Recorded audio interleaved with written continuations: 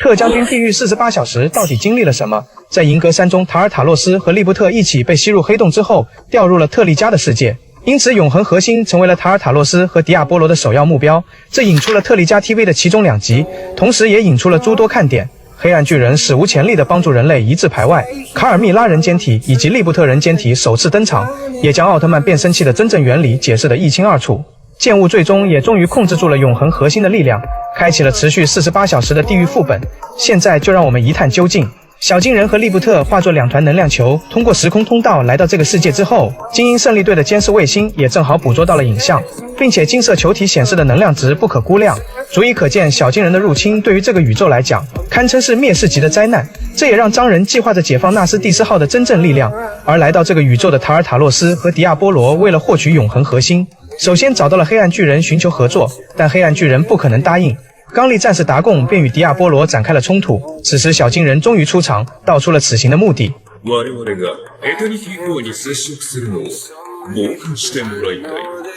但卡尔密拉并不同意，可因为自己这边的力量尚未恢复，在权衡利弊之下，还是选择了让步。然而他不知道的是，此时的小金人也是强弩之末。此前他在与奥王的对波中早已能量使用过度，为了引出特利迦，小金人释放出了戴亚伯里克，开始摧毁周边的建筑。精英胜利队全员出击，剑雾也变身特利迦与之展开战斗。然而戴亚伯里克毕竟是欧部剧场版的最终 BOSS， 因此其战力异常强悍。特利迦胸口结结实实吃了一发炮弹，于是特利迦化身空中形态，但在戴亚伯里克密集的炮火之下，依然无法近身。因此剑雾准备使用永恒核心的力量，永恒闪耀特利迦再次登场。然而剑雾依然无法控制住这股力量，陷入了失控状态，直接朝着戴亚伯里克攻去。在无视其炮火的攻击后，一发永恒杰拉提斯直接将戴亚伯里克劈成2半，爆炸而亡。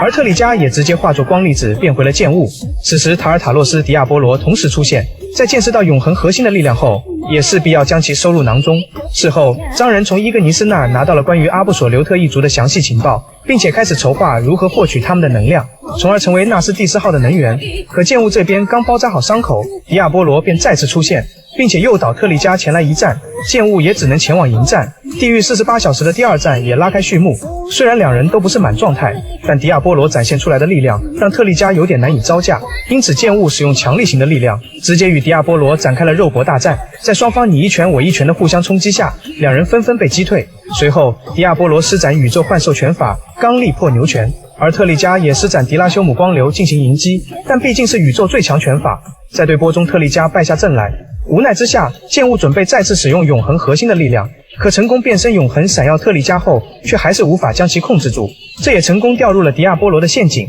在双方交战之下，特利迦被迪亚波罗牢牢控制住，并且开始吸取特利迦体内永恒核心的力量。在这危难关头，只见利布特从天而降，直接挽救了特利迦。随后利布特便与迪亚波罗展开了交战，并且在体术上几乎压制了迪亚波罗。即使小金牛使出刚力破牛拳，也被利布特用护盾格挡。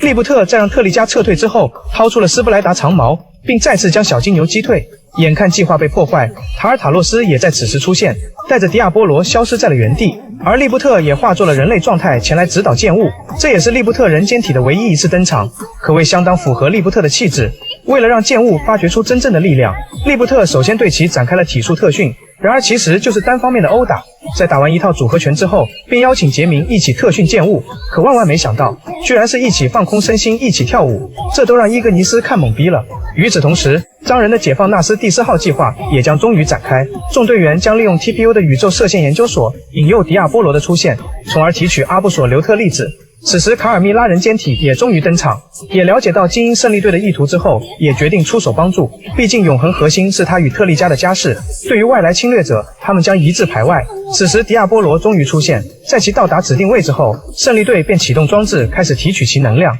而小金牛面对这些伎俩不以为意，但在众队员发射控制光线后，小金牛也施展刚力破牛拳将控制破解。但此时黑暗巨人突然出现，将迪亚波罗牢牢控制住，协助精英胜利队提取到了足够的阿布索留特粒子。成功提取之后，黑暗巨人也随之消失。此时剑雾的舞蹈训练也终于结束，并让杰明从心中指引剑雾感悟自己的命运。他既是光也是人类，就像迪迦中大古一样，找寻到了战斗的真正意义。通过杰明的指引，剑雾也掌握了永恒核心的真正力量，并直接变身成为永恒闪耀特利迦，开启了地狱48小时第3战。完美控制住永恒核心力量的特利迦，在战斗中直接压制住了迪亚波罗。此时，精英胜利队也开启纳斯蒂斯号的战斗模式，协助特利迦进行战斗。与此同时，利布特也将登场，他借助了杰明的胜利神光棒以及海帕密钥，利用光之力量将其变为了变身器，并向杰明解释了奥特曼为何需要借助变身器才能变身。僕たちウルトラマンは人間の姿を借りると、光の力を解放するアイテムがないと元の姿に戻れないんだ。随后，利布特开始了变身。ウルトラマン、リブト。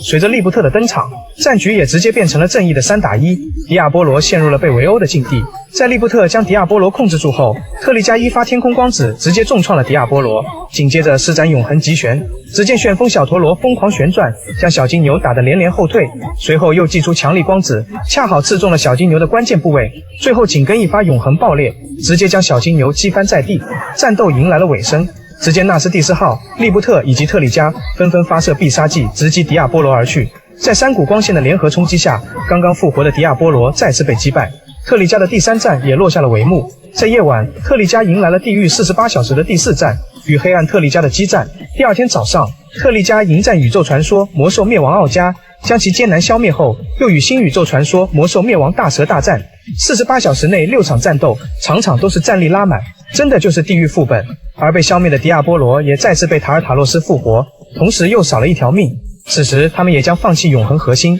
返回王国优先对付光之国，但是后续还会不会拍摄，至今还不得而知。光の国